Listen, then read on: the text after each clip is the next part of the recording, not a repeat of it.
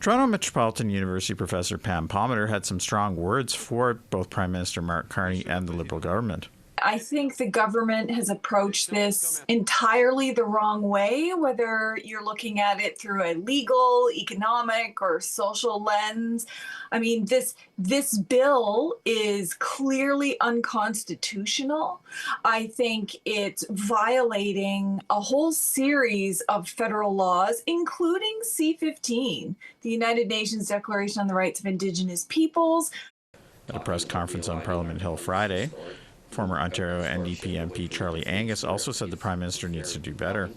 I think he made a serious mistake in C-5 when you do not include Indigenous communities in the consultations, when you think you can override Indigenous rights.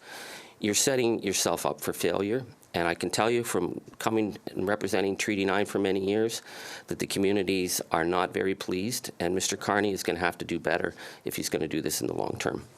The Liberals have insisted they need the One Canadian Economy Act to be law by July 1st in order to deal with the unprecedented threat of U.S. President Donald Trump and his tariffs. But a number of Indigenous groups have continued to say the legislation was passed without proper consultation.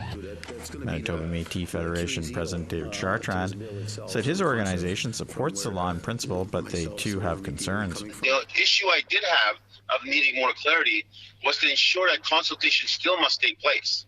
It must. There's got to be a dialogue that happens between us, the government and the proprietor and the partner and private sector.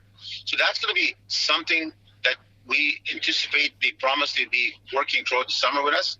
The second piece to that is this Indigenous Advisory Committee. I want to make sure, of course, the Red River is sitting on that board.